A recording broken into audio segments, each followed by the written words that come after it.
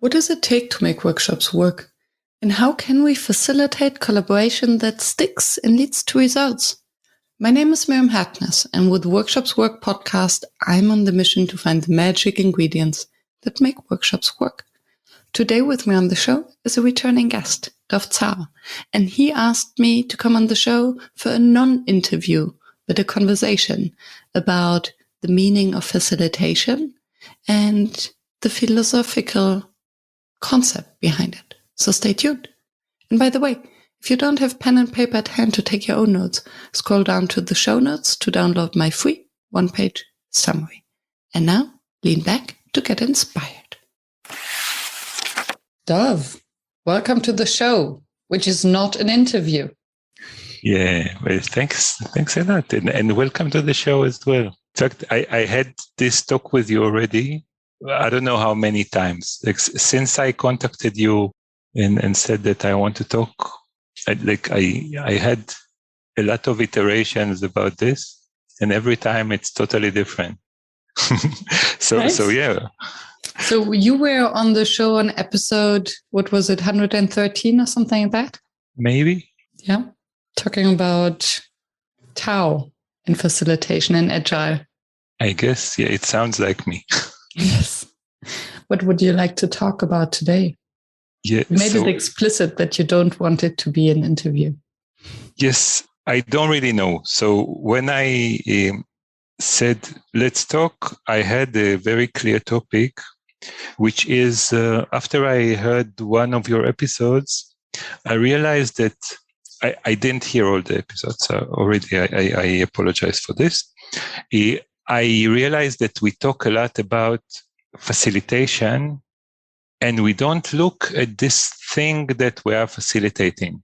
Do we see this thing that can be addressed by, there is a space for it to be facilitated? Why is it asking that? Is it one thing or another? So that was the topic. Where shall we start? At the beginning? So how can we facilitate this conversation? And my question to your question would be, is there anything that we cannot facilitate? Because yes, we are talking a lot about the tool or the art and craft of facilitation. And I believe, and maybe I'm either naive or just a nerd, I think we can facilitate anything. And I think we can facilitate conversations, obviously, but also learning. We can facilitate relationships. We can even facilitate ourselves. So how can we make it easy? By structuring the process, listening more, pausing more, sensing more. So now that you asked this is where the first topic I wanted to talk about comes into being. How do you know that you facilitate well? Perhaps the way to facilitate a conversation is to cut someone mid-sentence. Perhaps it's to be silent. Perhaps it's to show very, very big disrespect. All of these will lead somewhere. To facilitate assumes that this thing, and we didn't touch on what this thing is, that it needs to go somewhere. And intentionally I say needs and not wants, because we all want to be lazy, and we all need, quote unquote, to challenge ourselves. What if it was the other way around, that we want to challenge ourselves, but we need to be lazy? Yeah, and that's the other point. So to know that we facilitate well, we have to understand this thing that we facilitate and connect to it. And I wonder how much we actually need to know. And a session that comes to my mind immediately is Rebecca Sutton's workshop. I think it was last week. And we spoke about boundaries. What is fixed and what is flexible? And what I admire in her is the ability to incorporate nimble facilitation. So to define a topic that we're going to talk about, and then let things emerge. So there is no outcome, there's no goal. So what are we facilitating? The conversation. How? With whatever emerges that would help. And sometimes, as you say, it is silence that helps to make it easier to find common knowledge or common understanding. Sometimes it's a provocation that might be needed to make understanding easier. And the provocation can be by interrupting someone or by showing disrespect. But even here you said what will help to reach a common understanding, assuming that common understanding is the goal of the facilitation. So you already assume that there is a goal for the facilitation. Good one. For me, well, a conversation without understanding is a dialogue des sourds. So you can speak about your topic and I speak about my topic. So for instance, if you continue to speak about the meaning of facilitation and I start answering the second part of your questions and I start talking about myself, then yes, might be a piece of art, but we are not talking with each other, to each other. So I think a common understanding is a goal when two or more individuals join the same space to share time with each other. So when you say this, you say, we want to facilitate our conversation, and to facilitate it means we need to feel that we understand each other more, or we have a rapport, right? Mm-hmm. Perhaps the dissonance of misunderstanding will be more interesting for the people who hear this, if anyone will ever hear this.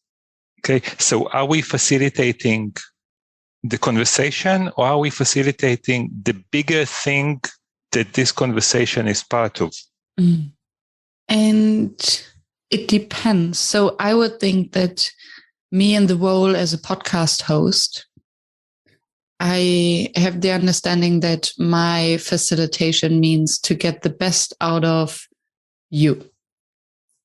So how can I ask questions or create the environment so that you can show up as the best version of yourself, so that you create value for the audience? And for me, this is part of facilitation.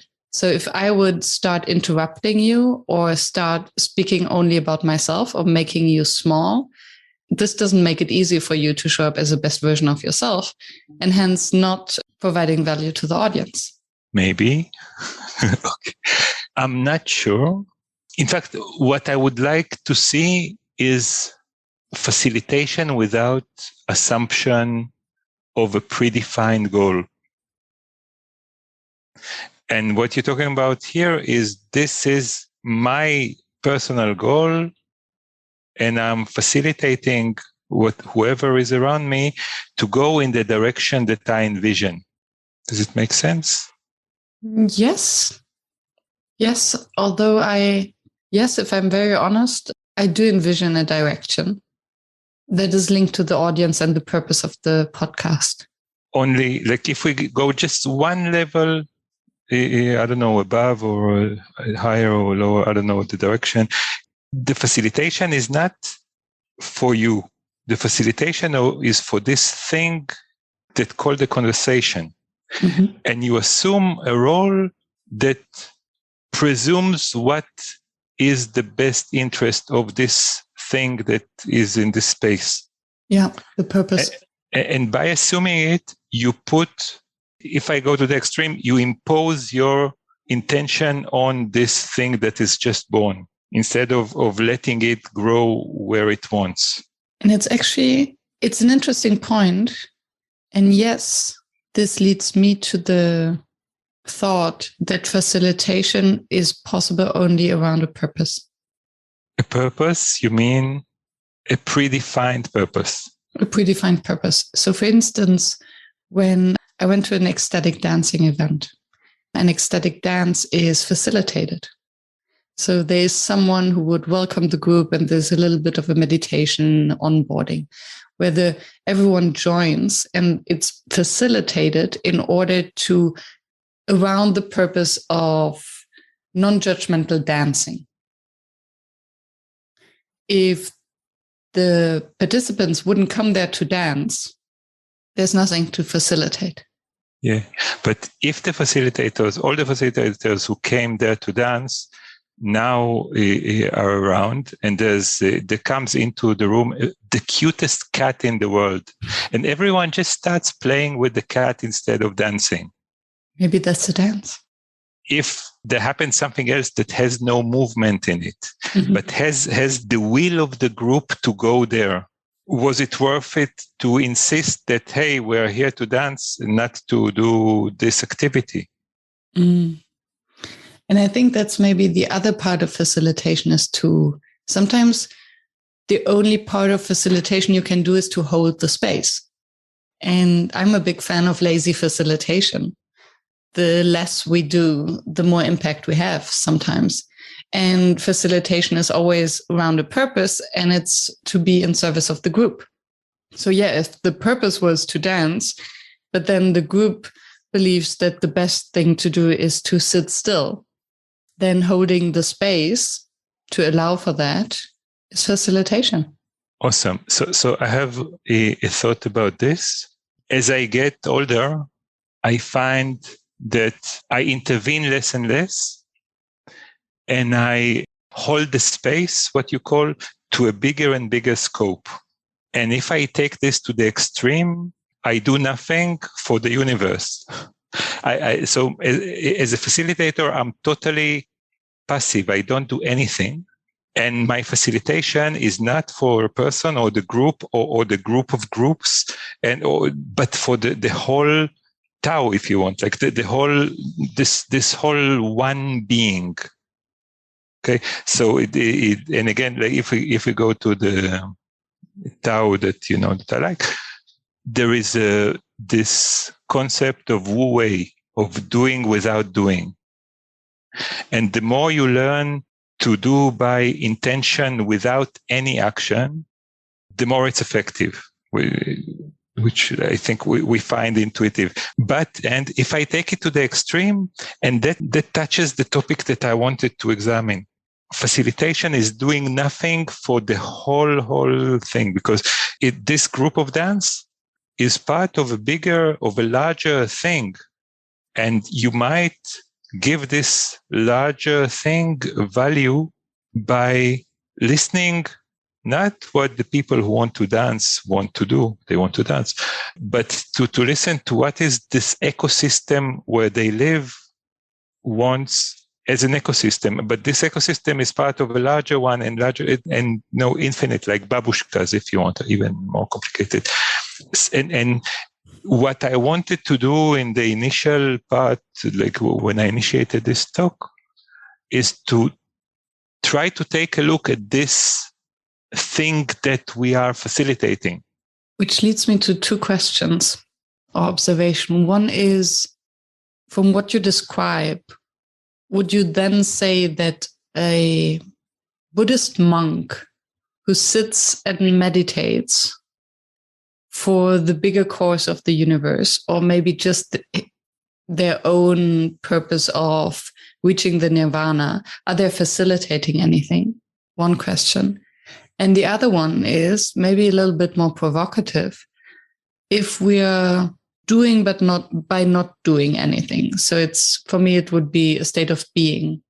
Who is there to tell us that this is in service of a higher cause? So how do I know whether it is for the best of something bigger? Is it my intuition? Is this enough? Who am I to judge? And who is defining that? Who's giving us permission? Maybe we don't need permission, because if we're not interfering, we're not harming. But what if someone is harming with the same kind of excuses? Awesome. And that goes into the deception of words. Depends what you call a facilitator. And if you take a close look at the word facilitator, just like any other word, it disintegrates. The closer you look, the less you understand. And for me, at some level, yes, a monk facilitates now if we understand what facilitate means. And that's what I wanted to say.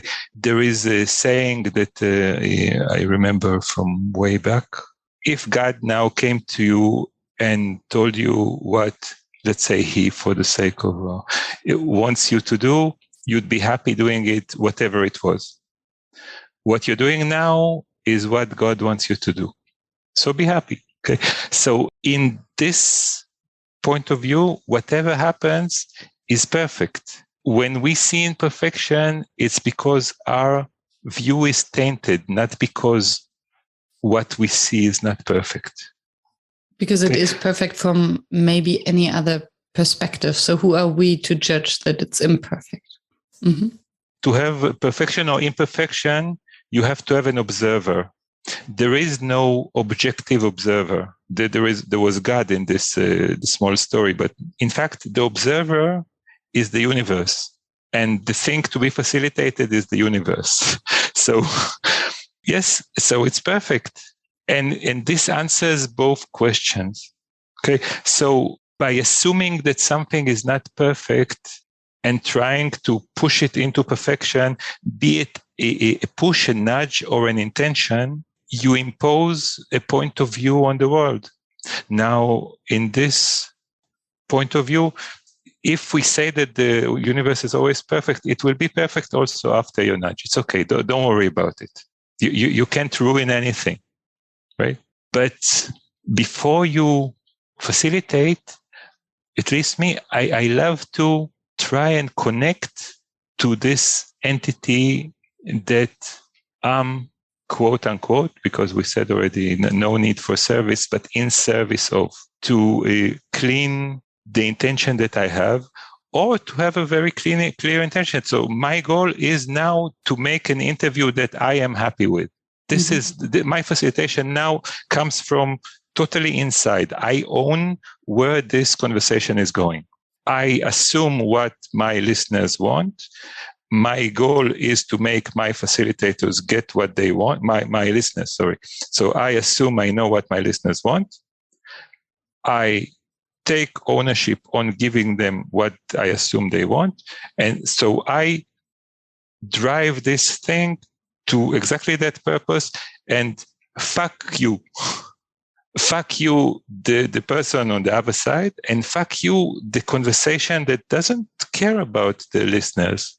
Okay, so that's and I'm provocative on purpose, but and that's absolutely fine. And I also agree. I think it's, for me, being in service and having our audience in mind must not contradict the aim of being true to ourselves and trying to have a good time. So, for instance, I always have exploration calls with my future guests before I invite them on the show.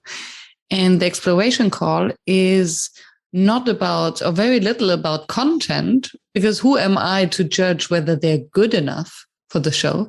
It's purely about chemistry.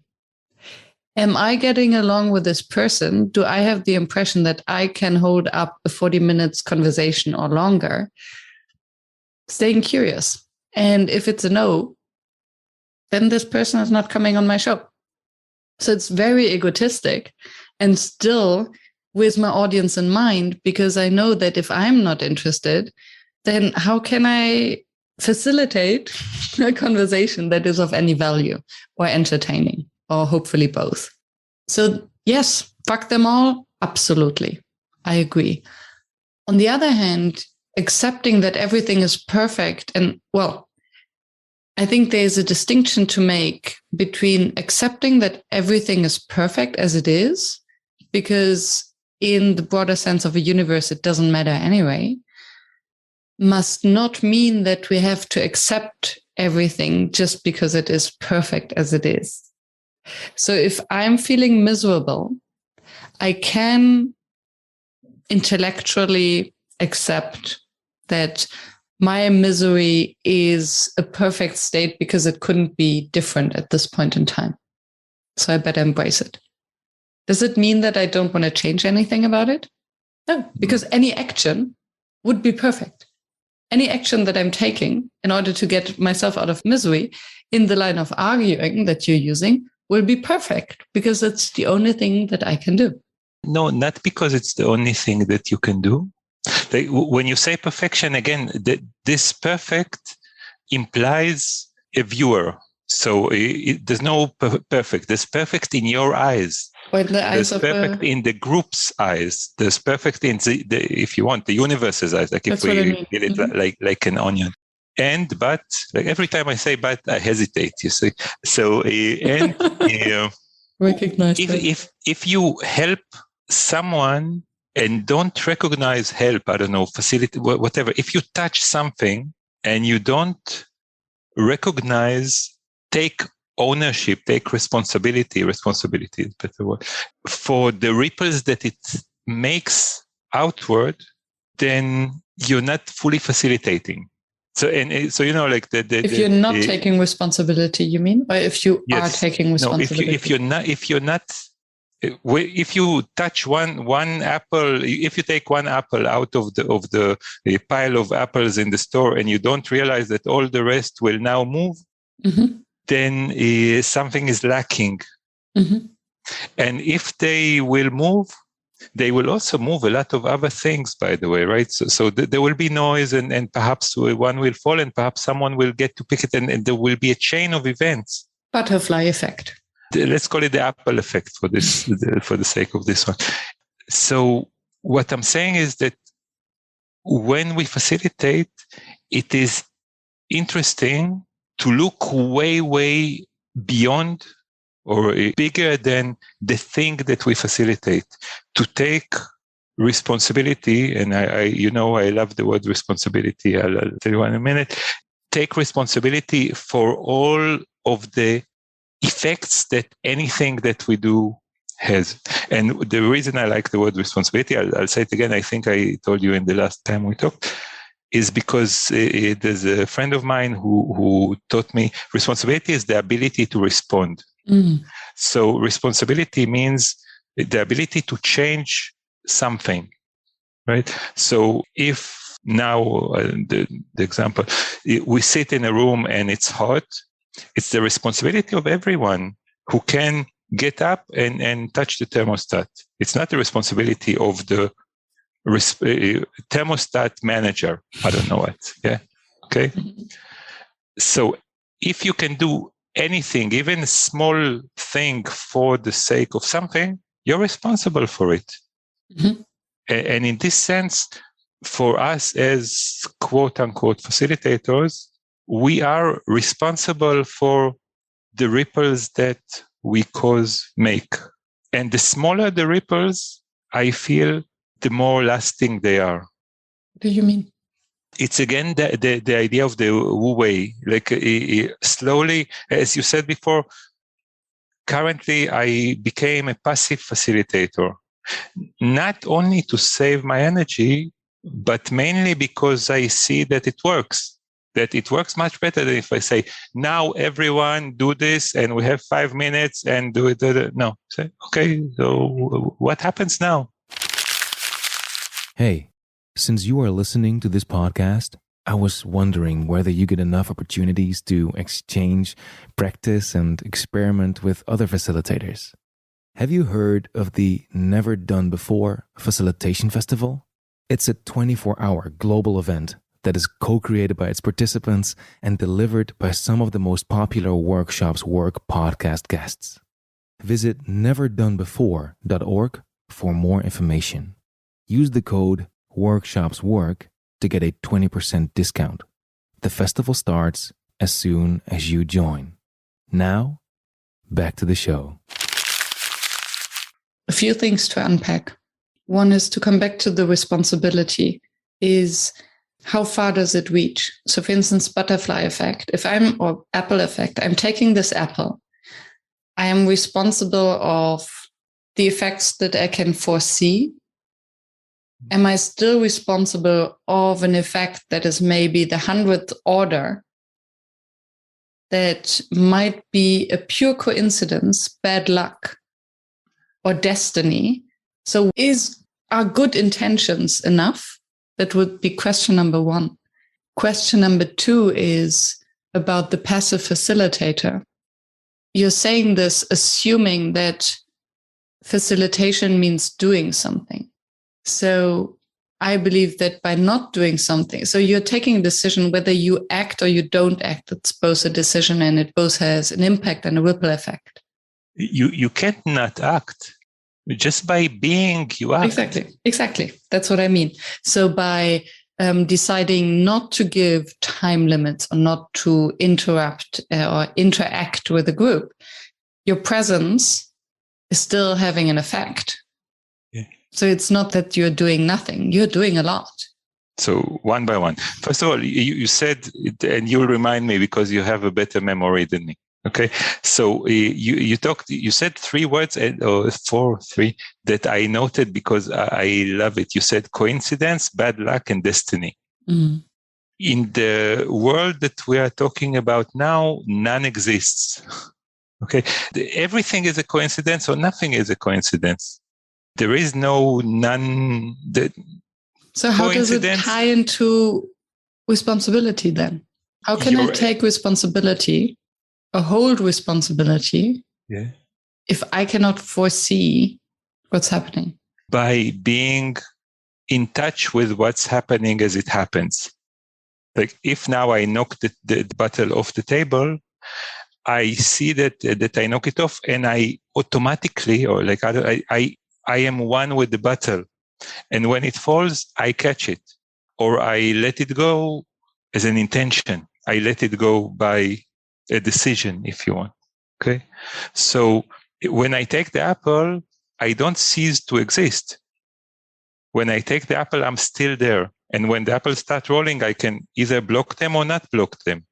And if they fell on the floor, I can either apologize to the store owner or run from the store, whatever. I'm still there. I'm still in touch with the butterfly effect. And the wider view I have, the more I see the interconnections. Okay. When the apple that fell to the floor made noise, someone behind me jumped. I can respond to that, right? I can respond to the apple. I'm in contact with the ripples that come out of my constant actions. And coming back to the responsibility, the apple falls and kills a mouse. I don't see that. And an ant, let's say. And an ant. And the dog of my best friend eats the dead mouse and therefore dies as well. Okay, yes. Is it my responsibility? In the definition that I have, yes. It's not your accountability, which is a word that I hate, by the way. But it is your responsibility. Yeah. You know what? What does it then mean? So what does responsibility then mean? Okay.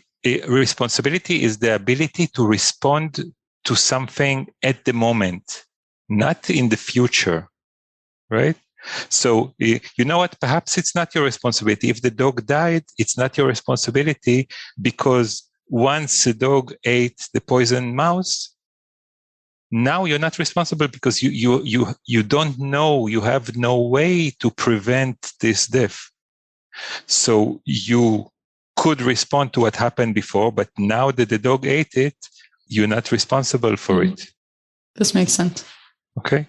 And so what I want to say, our actions are not a point, are not a second, they are not sliced in time. How do you say? Like they're consecutive. Mm-hmm.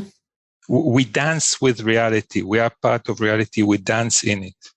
It's not like I hit something and then, okay, that's it. I'm still there. Mm-hmm. So if we go back to this thing called facilitation, yes, you are responsible for the waves that happen if you can respond to the waves that happen. But what I intend to do is at least, and this I think is a prerequisite to respond, to be aware of the waves that happen, to be aware that now that this team is more proactive, it creates a dissonance between this team that I trained and the ecosystem it goes back to. Okay? And that's your responsibility. It's my responsibility if I'm still there.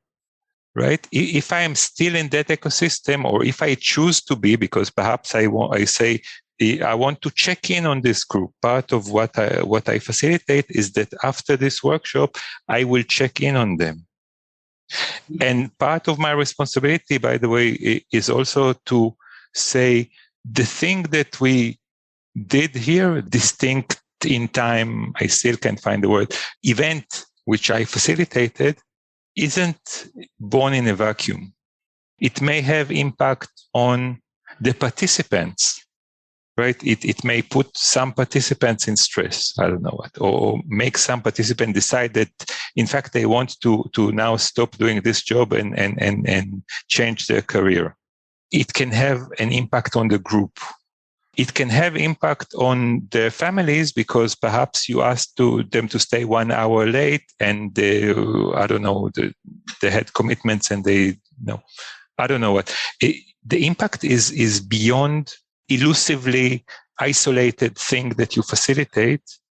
And at least I want to widen my view enough to see what can ripple. Yes.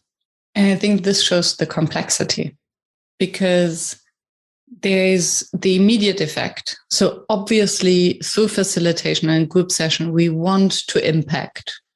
That's why we were called in the first place.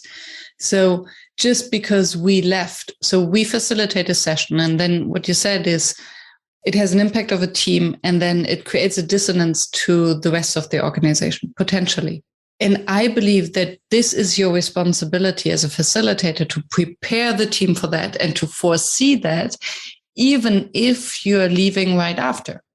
Because I think that's part of the preparation, and it's almost disrespectful or dangerous, I think, to create impact for a team and then basically let them run into the next disaster because you have created this dissonance, or in part you have facilitated the dissonance. Yeah. On the other hand, what might happen, and we had this within the NDB community, where a very simple exercise triggered someone's trauma. Are we responsible for that as facilitators? I don't know. Again, I don't know what it means as facilitators. Are we responsible for that? Full stop. Are we responsible for someone's inner reaction to outer circumstances? If we can respond to it, we are responsible. So the moment that they take ownership and voice it, and they say that something happened, we're responsible. So we have to respond. First of all, response able means you're able to respond and not that you have to respond. Mm-hmm. Good one.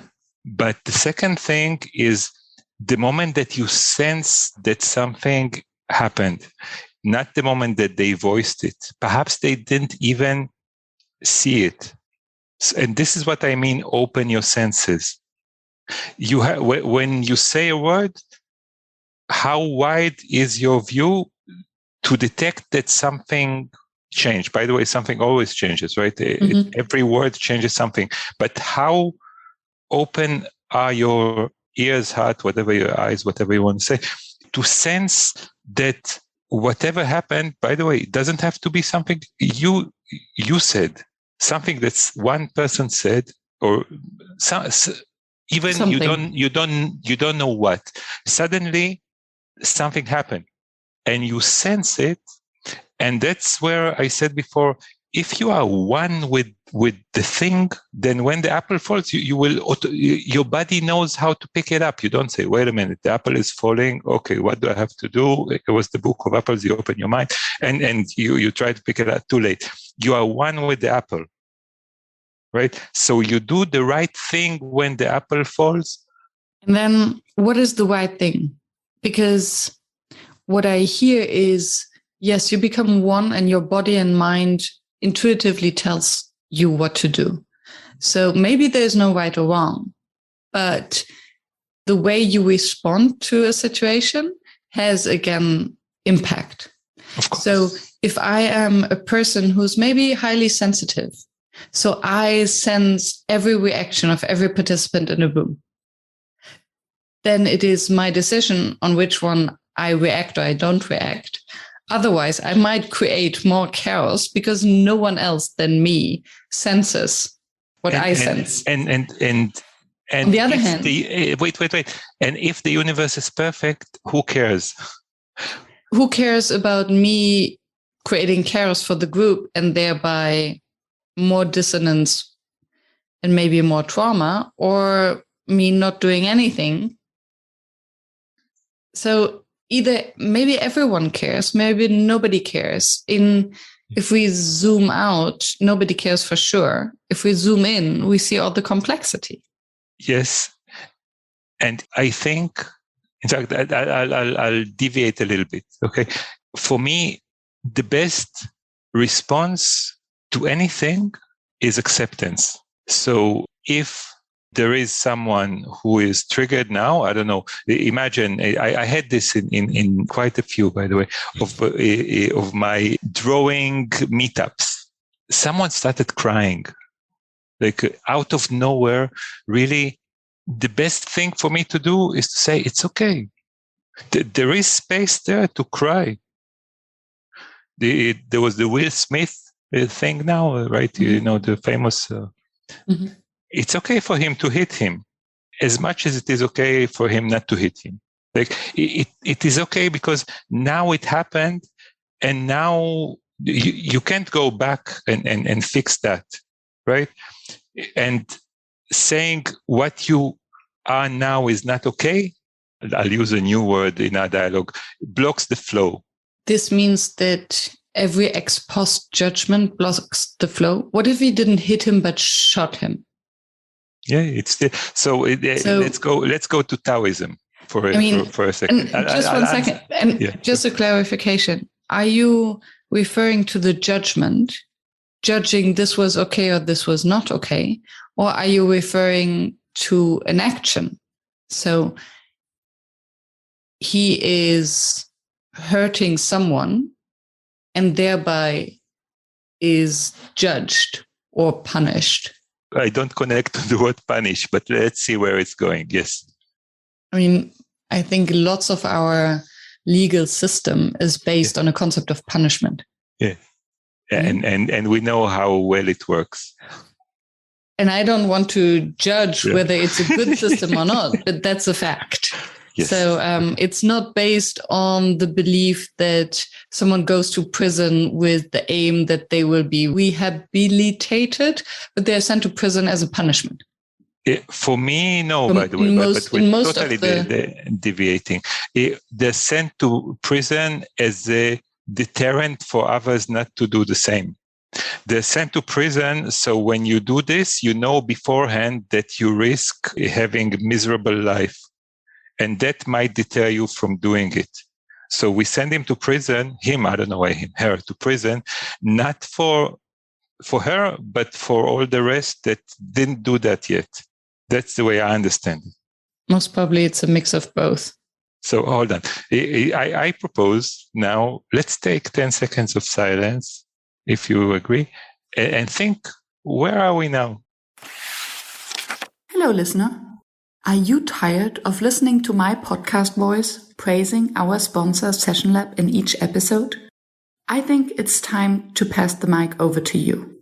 So if you are as much of a Session Lab fan and user as I am, please share your experience and praise, and don't be shy of add a sentence of self-promo. Send me your soundbite and you might hear yourself on the next show and find your name and URL in the show notes. I'm looking forward to hearing from you.